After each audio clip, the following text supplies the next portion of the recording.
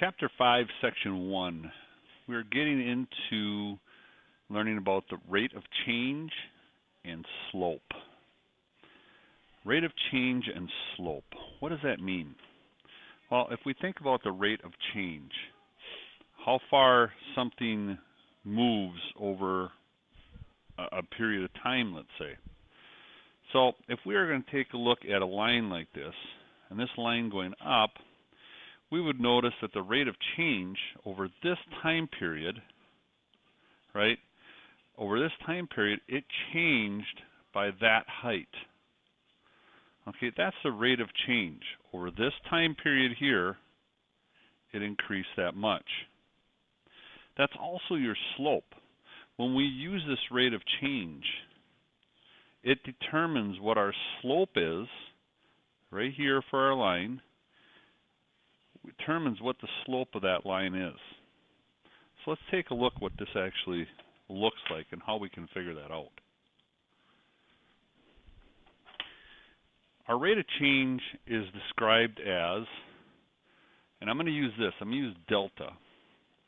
This is called delta. This is a Greek symbol, delta, and delta means change.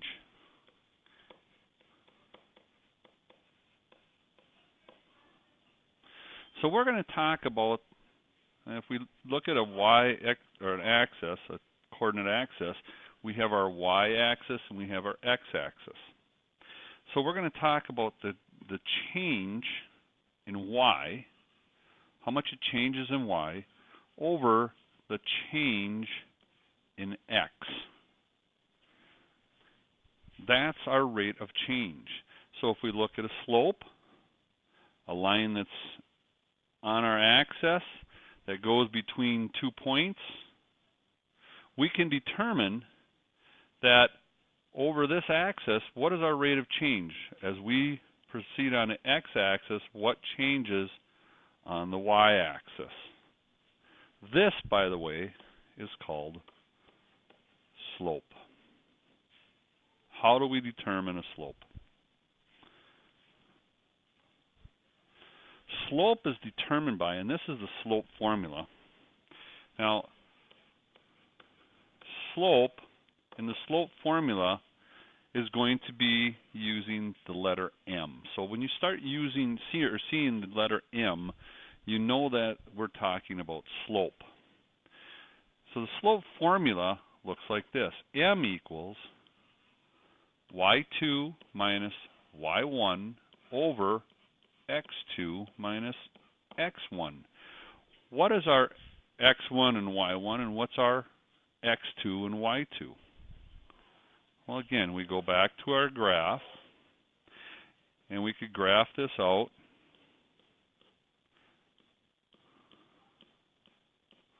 And let's say we have one point at x at 2, y at 1, and we have another point at, let's say, x is 5, y is 6.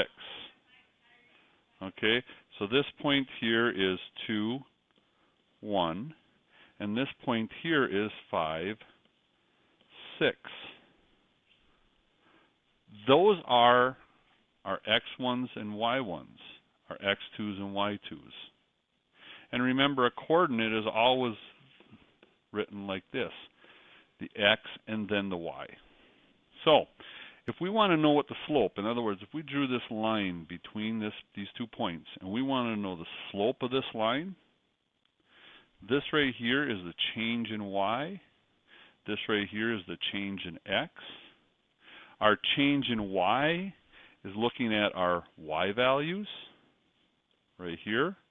So we would say m equals 6 minus 1. Those are our y values. This is y2. This is y1. Over our change in x. Our change in x is going to be our x2 value over our x1 value. So we're going to go 5 minus 2. In this case, our slope is going to be 5 over 3. That's our slope. here. And that's how we determine our slope. Now, where is this used in real life? Think about building a house.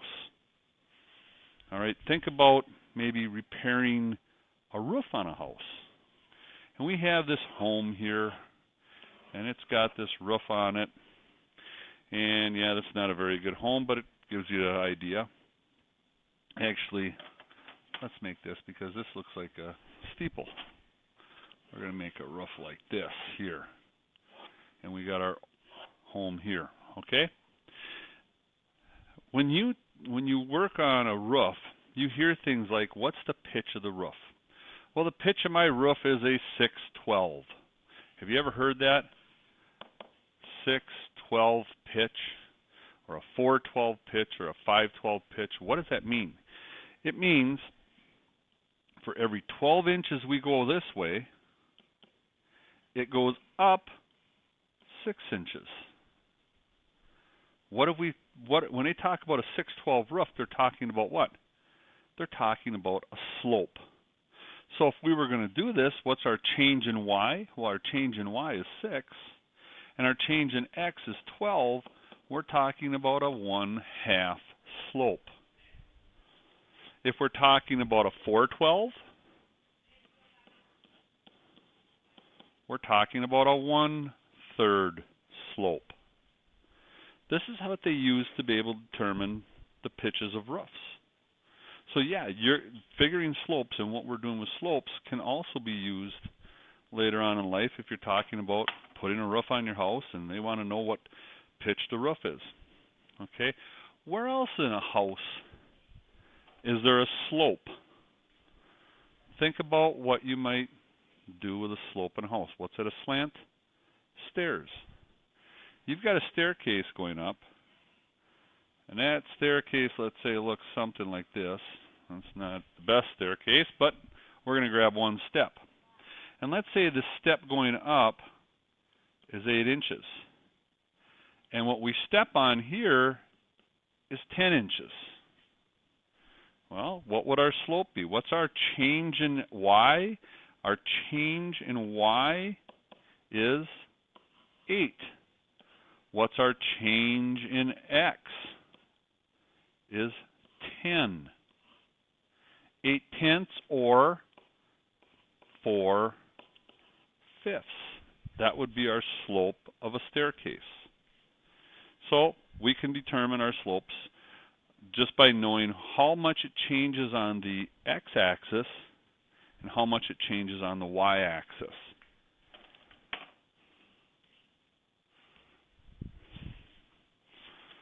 Let's take a look in here once. Okay. You're going to hear slope also being talked about this way. Let's draw this out. We have slope. We know that is signified by the m variable.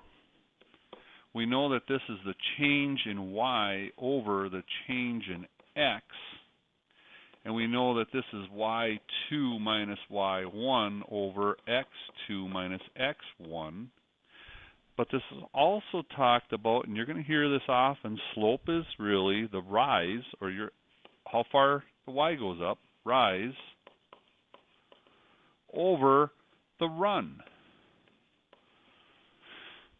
Rise over run. So when we talk about stairs going like this is our rise,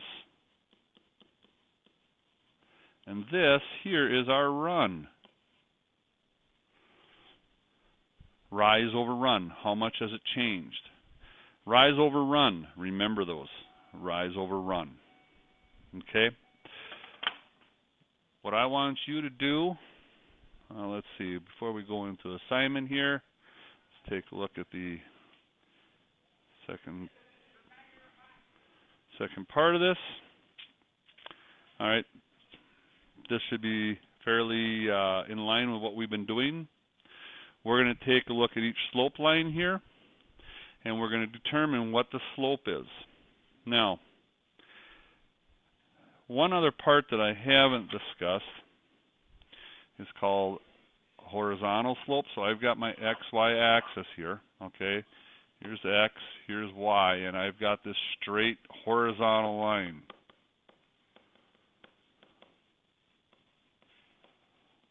I don't know if I spelled that right, horizontal, yeah.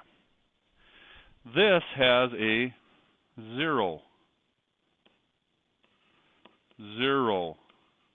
slope, okay? If we think about this, what's our change in Y on this?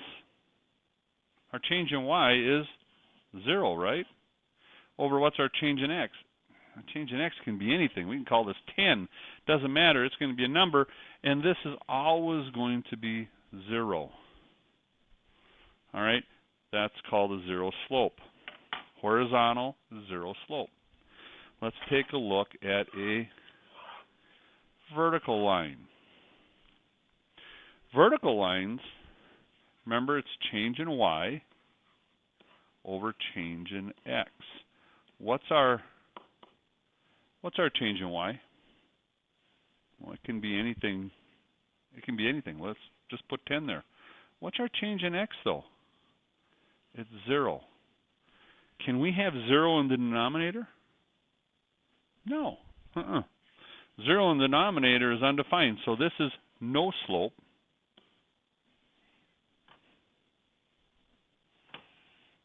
Or actually, this should just say this is undefined.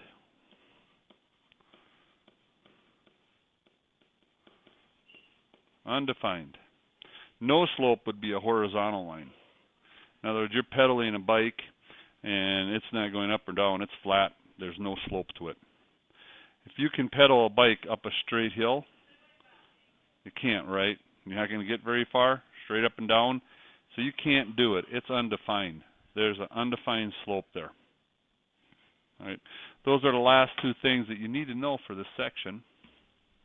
What I want you to do is take a look at 1, 2, and 3. Determine the slope for each one of them. If you notice in here, you have coordinate points, 1, 0, 5, -1. Set up your X and Y axes, or set up what's going to be your X1 and what's going to be your Y1, and work from there. On the bottom part, it's just determining the slope. In other words, what you've got here is you've got two coordinates. Use those two coordinates to determine the slope of the line that goes between those two coordinates. Put that on an XY axis.